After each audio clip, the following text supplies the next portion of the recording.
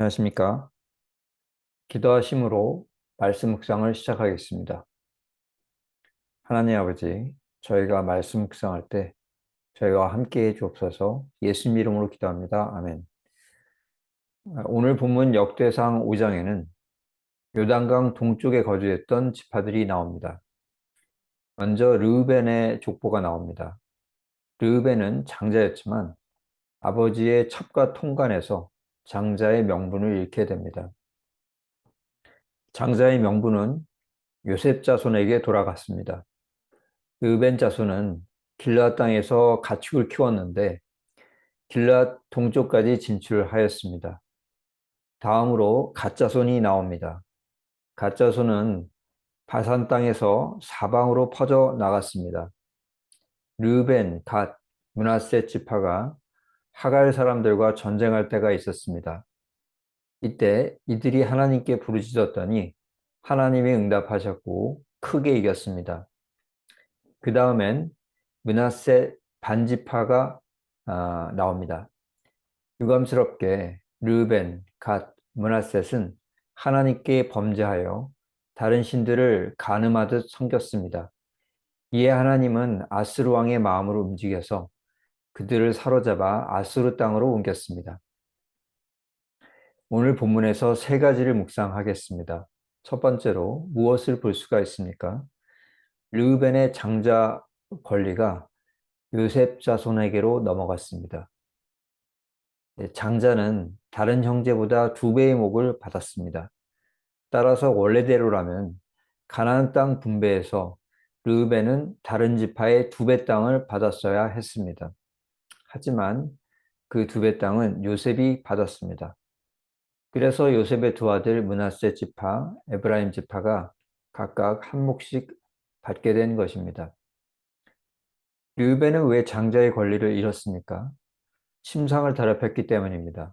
우리는 뉴스에서 어떤 유명하신 분이 성적 부도덕함으로 인해 큰 수치를 당하고 명예와 지위를 잃고 감옥에 들어가는 경우들을 보곤 합니다. 마찬가지로 르우벤은 이스라엘 지파의 첫째 아들로서 다른 이들보다 더 큰 복이 보장되었던 자였습니다. 그러나 그런 그가 아버지 야곱의 침상을 더럽히고 보장되었던 복을 잃어버렸던 것입니다. 그렇다면 어떻게 해야겠습니까? 약속된 복을 잃지 않는 자가 되어야 하겠습니다. 르우벤은 바로 앞에 있는 쾌락의 눈이 어두워져 그의 자손들이 대대손손 누릴 수 있는 가나안 땅 한 개목을 잃어버렸습니다. 예수 믿는 우리에겐 받기로 약속된 복이 있습니다. 그러나 세상 쾌락의 눈이 어두워진다면 그 복을 받지 못하고 누리지 못할 수 있습니다.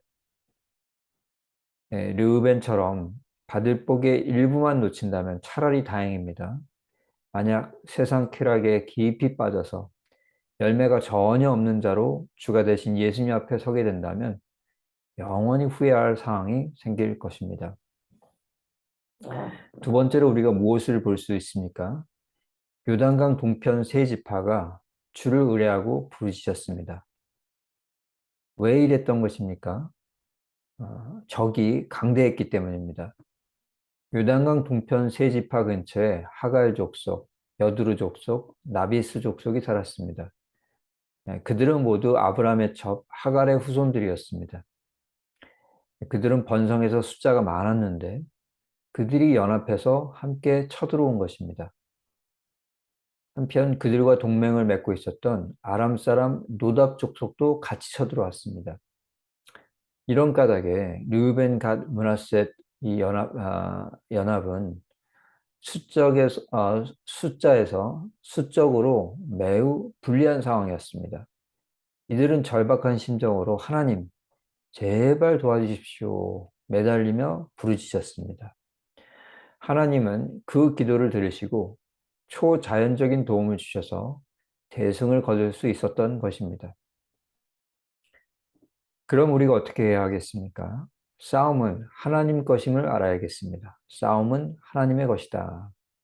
역대상 5장 22절은 그들이 대적을 크게 이기고 소유물을 빼앗았는데 이 싸움이 하나님께로 말미암았기 때문이다.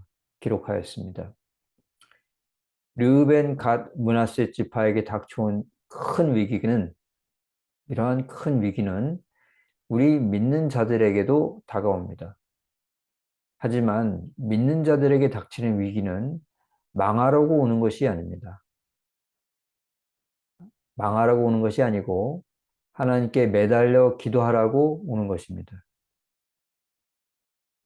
그러면 그 위기는 우리 것이 아니라 이제 하나님의 것이 됩니다. 그리고 그 위기가 변하여 성도에게 큰 복이 되는 것입니다.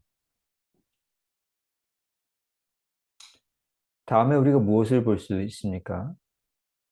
세 번째로 우리가 볼 수 있는 것은 르벤과 갓의 영토, 그 산업이 확장되는 모습입니다. 르벤, 갓의 영토와 산업이 확장되었더라. 르벤과 갓은 가나안 땅에 들어가기 전에 이제 가나안 정복전을 앞두고 그 요단강 동쪽의 땅을 보았는데 이것이 땅이 좋아서 마음에 들었습니다.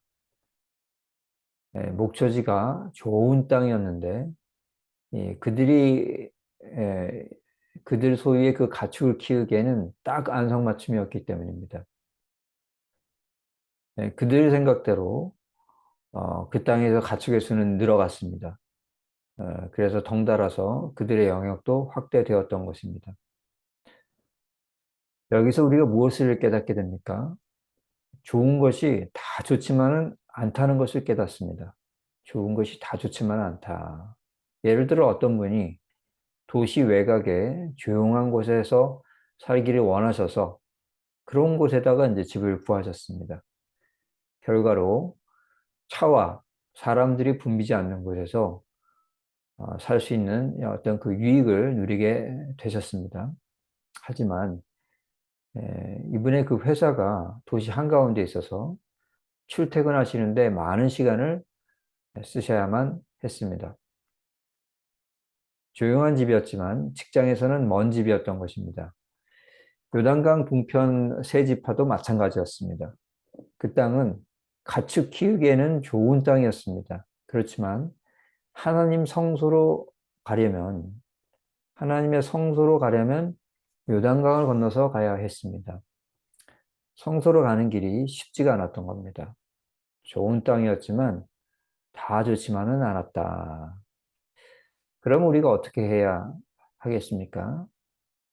믿음 생활을 위한 선택들이 있다는 것을 알아야겠습니다. 믿음 생활을 위해 에, 선택들이 있다. 만약 르벤 갓 므낫세 지파가 야, 이 그 요단강 동쪽 땅이 좋기는 좋은데 에, 그 요단강 그 건너에 있는 그 주의 성막에 가기는 힘들 것 같다. 나에겐 주님의 임재가 있는 그 성막 근처에 있는 것이 더 중요하다. 만약 이랬다면 요단강 동쪽 땅은 버리고 가나안 땅에 들어오는 선택을 했을 것입니다. 그리고 성막 근처에서 주님의 임재를 더 자주 경험하면서 다른 수준의 신앙생활을 했을지도 모릅니다. 이같이 우리들은 믿음을 위해서 어떤 것은 버리고 어떤 것은 선택해야만 하는 이런 상황을 만날 수 있습니다. 말씀을 정리합니다. 첫째로 믿는 자에게 약속된 복을 잃지 않도록 우리가 주의할 필요가 있습니다. 둘째로 기도하는 자에겐 위기가 복으로 바뀐다는 것을 알아야겠습니다. 셋째로 믿음 때문에 때로는 어떤 것은 버리고 어떤 것은 선택해야만 합니다. 오늘 말씀에 순종하는 우리 모두가 되길 축원합니다. 기도하겠습니다. 하나님 말씀 묵상에 함께 해주셔서 감사합니다. 우리가 오늘의 말씀에 오늘 묵상한 말씀에 순종하도록 성령님으로 도와주십시오. 예수님 이름으로 기도했습니다. 아멘. 감사합니다.